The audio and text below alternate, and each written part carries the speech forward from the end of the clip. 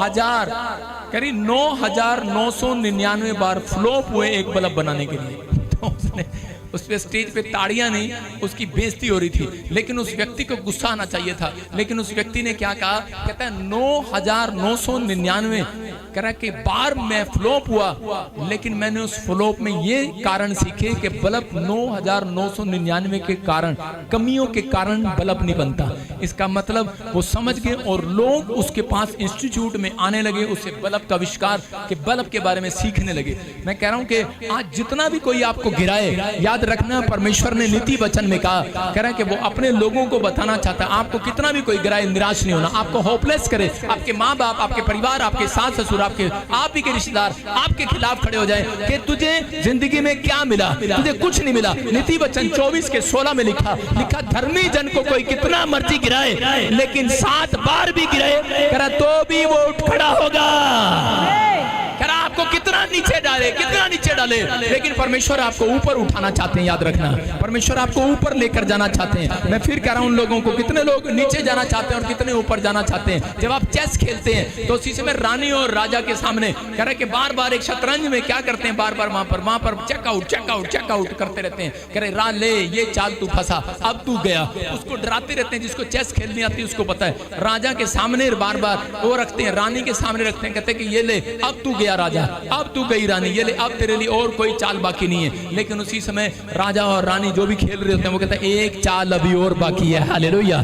याद रखना, मैं कह रहा हूं जितना मर्जी शैतान आपको डराए, जितना मर्जी अगर आपका बिजनेस आपको डराए, आपका कर्जा आपको डराए, आपकी समस्याएं डराए, लेकिन परमेश्वर, आपकी उम्मीद बंद होगी हो, लेकिन कभी घबराना नहीं। आप असफल थे, लेकिन प्रभु में आने के बाद असफल नहीं है, आप फ्लॉप नहीं है। कह रहा आपके पास एक मौका और बाकी है। अभी अपने पड़ोसी को बोलो एक चाल और बाकी है। बस रात को दाने फेंकोगे, केले के छिलके फेंकोगे, तेरा पैर फिसल जाएगा तो गिर जाएगी। ये वाली चाल नहीं कह रहा हूं मैं, मुझे पता है कई औरतें ये वाली चाल भी लेकर जाती हैं यहाँ से। एक औरत चर्च में आती थी, क्रिश्चियन थी। मैंने उसको कहा कि बहन, वो कह रही पड़ोसन करती, बहुत जादू टोने करती, हमारे पर बहुत करती है। मैंने कहा कोई बात नहीं, परमेश्वर भी तेरे को मौका देगा। जल्दी में था, मेरे मुंह से निकल गया। उसने भाई साहब जाके उसके घर के बाहर केले का छिलका फेंक दिया। जैसी बाहर निकली, बड़ा मैंने कहा वो आगे, वो कह रहे जी आप चर्च में ये सिखाते हो। मैंने कहा बहन मैंने क्या सिखाया? वो कहते आपने तो कहा था एक मौका देगा। मैंने कहा कई बार हम भी इंसान हैं, आप समझ रहे हैं कि नहीं, जल्दी में होते हैं। हमने कहा कोई नहीं, परमेश्वर मौका देगा उसको सुधरने का, ये तो कहा नहीं। वो गलती से निकल गया, कोई नहीं मौका देगा। उसने सोचा चल भाई मौका देगा, आज लगा। वो जादू टोने कर रही है, आपको बदला नहीं लेना। आपको अगर कोई आपको बार बार बुराई कर रहा है, आपकी ईर्ष्या कर रहा है, आपको गिरा रहा है, परमेश्वर कह रहा है मौका देगा आपको दोबारा उठने का। परमेश्वर आज रात करने का मौका देगा, एक चांस मिलेगा। चर्च मैं कह रहा हूं एक चांस और मिलेगा आज रात। आप कहीं से कहीं जाएंगे। आपने देखा छोटे बच्चे पिकनिक मनाने जाते हैं तो एक गेम देखिए आपने, एक जंपिंग वाला झूला होता है, जंपिंग वाला, उसमें बच्चों को डालते हैं ऐसे करके नीचे गिराते हैं और बच्चा उतनी ऊपर जाता है, ऊपर जाता है। बच्चा कहता है बार बार मम्मी इसी में गिराओ, फिर ऊपर जाता है, फिर नीचे गिराते हैं, फिर कहता है यार क्यों गिरा रहा है झूले में? क्योंकि उसको पता है मजे आ रहे हैं, मैं ऊपर जा रहा हूँ, ऊपर जा रहा हूँ। आपकी समझ में नहीं आ रहा, लोग आपको नीचे गिरा रहे हैं मसीह में, कहता आप नीचे नहीं जा रहे, आप ऊपर उठ रहे हैं। ऊपर न्यूज़ चैनल वाले सुन रहे हो? आपको क्या कह रहा हूं, आपको समझना है। परमेश्वर का आत्मा आपसे बात कर रहा है। आपको कोई नीचे गिराएगा, आपके पीछे पता है जंपिंग वाला झूला लगा हुआ है। चल चल चल, आप तरक्की करेंगे इस साल में। चर्च आमीन बोलने वाले उठेंगे आज रात। आप गिरने के लिए नहीं बुलाए गए, नहीं बुलाए गए। इस संसार में जीने के लिए नहीं आए हम स्वर्ग का जीवन जीने के लिए आए। याद रखना, याद रखना। चिंताएं जब खत्म होंगी, जब आप स्वर्ग की बातों के लिए आप जिंदगी के अंदर चर्च के अंदर आएंगे। याद रखना, ये परमेश्वर ने यूसुफ को पढ़ाई में लिखाई में सुंदर नहीं होगा, लेकिन वो उसका चाल चलन सुंदर था, प्रार्थना करने वाला था, लेकिन परमेश्वर उसको जानबूझकर औरत के सामने लेकर गए। आपको पता है जब उसका मन ही ऐसा नहीं था तो वो पाप में क्यों गिरा, क्यों पाप में उसके सामने ले जाया गया? परमेश्वर उसको जांचने के लिए लेकर गए, क्योंकि उसको उस औरत के सामने लेकर गए। देखता हूँ ये औरत इसके सामने आएगी और वो कहेगी आई लव यू, यूसुफ मैं तुमसे बहुत प्यार करती हूँ, तुम बहुत सुंदर हो, आई लव यू। देखिए आगे से टू बोलेगा कि तड़ाक बोलेगा, लेकिन उसने ना टू किया ना तड़ाक किया, वहां से भाग गया, 9-11 हो गया। जैसे ही वो भागा, परमेश्वर ने चेक कर लिया, कहता है कि अब मैं इसको बड़ा आदमी बनाऊंगा, देश का प्रधानमंत्री बनाऊंगा यीशु मसीह के नाम में। परमेश्वर कोई बड़ा प्लान करने से पहले एक व्यक्ति के अंदर सुधार करना चाहते हैं, जांचना चाहते हैं। परमेश्वर कभी भी एक व्यक्ति को बड़े लेवल तक नहीं ले जाते। आज मसीही लोगों में से मैं कह रहा हूं 100 में से 70% लोग वहीं के वहीं हैं। कारण क्योंकि जब उनकी जांच आती है तो वो ब्लैक स्लाइड हो जाते हैं, या फिर कोई कह रहा उसी समय उस जांच में गिर जाते हैं। लेकिन अगर आप जांच में पास हो गए, याद रखना परमेश्वर कोई बड़ा प्लान आज रात आपके लिए तैयार है। परमेश्वर ने उसे चुना प्रधानमंत्री बनाने के लिए। कह रहा कि उसके परिवार में कह रहा दाऊद को चुना। दाऊद का बाप कह रहा था, कहता ये लड़का छोटा है सबसे, इसे कुछ भी नहीं आता, ये निपुण नहीं है, इसे कुछ नहीं आता, परमेश्वर ने इसे क्यों चुना है? कहता राजा बनने के लिए। कहता परमेश्वर ने इसी को चुना है। याद रखना परमेश्वर आपके टैलेंट को देखकर नहीं, आपके पैसे को, आपकी शक्ल को देखकर नहीं चुनते, पवित्र आत्मा आपकी आत्मिकता को देखकर चुनते हैं। याद रखना आपके पवित्रता में जितना बढ़ते चले जाओगे उतना परमेश्वर आपको ब्लेस करता चला जाएगा यीशु मसीह। आपके पीछे जितने भी आज के बाद कुत्ते भौंकते हैं, आज के बाद उनके मुंह बंद होने वाले यीशु मसीह के नाम में। अपने हाथों को उठाओ और कहो परमेश्वर मुझे आशीष दे, आज मेरा टाइम बदले। आज हो सकता है आप भी प्रभु में चलते चलते कई साल हो गए हो, आपका टाइम ना बदल रहा हो, लेकिन हाथ उठा के रखना, हैंड्स अप। इसका मतलब यह है कि परमेश्वर मैंने आपके पीछे, कहता है कि आपके पीछे आप किसी ने पकड़ा है, आप हाथ उठाकर, पता ना आपको हैंड्स अप क्यों बोला जाता है। चोर और सिपाही का खेल नहीं है ये परमेश्वर और एक इंसान का एक वार्तालाप है। इस समय जो आपने हाथ उठाए हैं तो उसी समय आपको कुछ कहने की जरूरत नहीं है। परमेश्वर समझ गया कि आपने अपनी गलती को मान लिया, आप नम्र हो गए, आप दीन हो गए, आप परमेश्वर आपका काम खोलना चाहते हैं यीशु मसीह के नाम। आपका पश्चाताप सच्चा है परमेश्वर। इस समय हम हाथ उठाते हैं, इसलिए हम हाथ उठाकर बोलते हैं परमेश्वर कि हम इस समय अपने गुनाहों के लिए तौबा करते हैं। पवित्र आत्मा उसी समय आपके लिए एक डोर खोलना चाहते हैं। नीति वचन 16:18 में लिखा, कह रहे कि विनाश आने से पहले, नीति वचन 16:18 में लिखा, विनाश आने से पहले घमंड आता है। किसी के घर में गरीबी आने से पहले, कर्जा आने से पहले, बीमारी आने से पहले उसके घर में घमंड आएगा। आप कभी भी देख लेना, जब कोई बुरा टाइम आना होगा तो उससे पहले घमंड आ जाता है किसी व्यक्ति के अंदर। इसलिए परमेश्वर दानियल को घमंड से बचाना चाहते थे, यूसुफ को उस घमंड से बचाना चाहते थे। इसलिए परमेश्वर कई बार ऐसे व्यक्तियों को उनकी परीक्षा लेकर आ जाता है, उनको जांच में ले जाता है। इसलिए परमेश्वर, कोई ऐसा नहीं है कि आपने पाप किया हो, परमेश्वर कई बार एक आत्मिक व्यक्ति की कई बार कहता है कि उसकी लिमिट बढ़ा देते हैं, उसको परीक्षा में जाने देते हैं, उसकी जांच होने देते हैं कि इस साल भी बच्चा नहीं हुआ, 2 साल भी नहीं हुआ, 3 साल भी नौकरी नहीं लगी, 4 साल भी नहीं मिल लगी, तो चिंता ना करो, परमेश्वर कोई बड़ा काम करना चाहते हैं। लोग आपको कहते हैं आप पीछे जा रहे हैं, पीछे जा रहे हैं, पीछे जा रहे हैं। कितनों ने शेर को देखा है, शेर कभी भी लंबी छलांग लगाने से पहले एक कदम पीछे जाएगा और अपना मुंह नीचे करता है, और नीचे करने के बाद कहता है एक लंबी छलांग लगाता है वो यीशु मसीह के नाम में।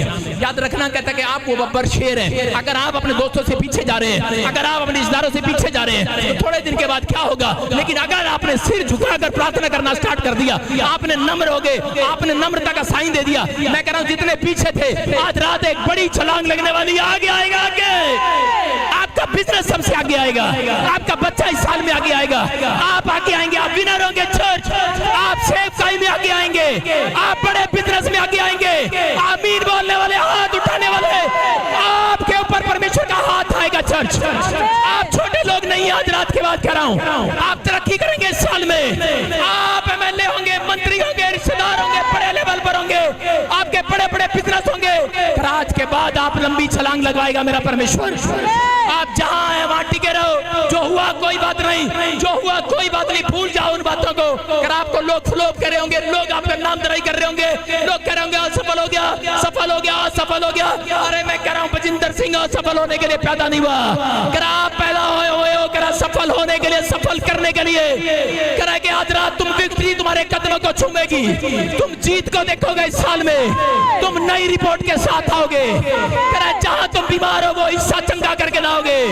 परमेश्वर तुम्हें चंगाई देना चाहते हैं, आज रात तुम्हारे बिजनेस को बढ़ाना चाहते हैं, वो कुछ करना चाहते हैं आज रात।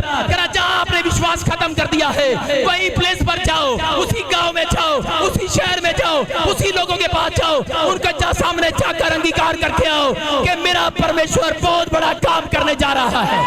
पवित्र आत्मा ऐसे लोगों को ढूंढ रहा है। दाऊद को परमेश्वर ने कहा वापिस जा, और कह आज मैं तेरे दुश्मनों के सामने मेज बिछाऊंगा, तू कह उनके सामने आनंद से खाएगा, आनंद से। आज रात के बाद भविष्यवाणी है आपके लिए, ये जो लाइव सुन रहे हैं, हाथ उठा रहे हैं, प्रार्थना कर रहे हैं, पश्चाताप कर रहे हैं, परमेश्वर मुझे माफ कर दे, मैंने अपनी लाइफ में बहुत सारी गलतियां की, मैं हर समय फ्लॉपनेस का जीवन जिया, मैं निराश रहा, मुझे माफ कर, मैं निराश नहीं होऊंगा। आप कभी भी कुछ भी कर सकते हैं। आज रात अगर आप ऐसा वादा कर रहे हैं, परमेश्वर आज आपसे बात कर रहा है। जिन लोगों ने आपकी बुराई की है, जिन लोगों ने आपकी नामधराई की है, उसी मोहल्ले में परमेश्वर आपकी मेज बिछाएगा, उनके सामने तुम आनंद से खाओगे, आनंद से। हेलो, ड्राइंग रूम में मेज नहीं लगेगी, मोहल्ले में लगेगी, याद रखना। ऐसी बड़ी गाड़ी आएगी, मोहल्ले में खड़ी होगी। मैं कह रहा ऐसा बड़ा काम होगा, मोहल्ला देखेगा, ऐसा बड़ा काम होगा, पूरा देश देखेगा। ये यीशु का आशीर्वाद है।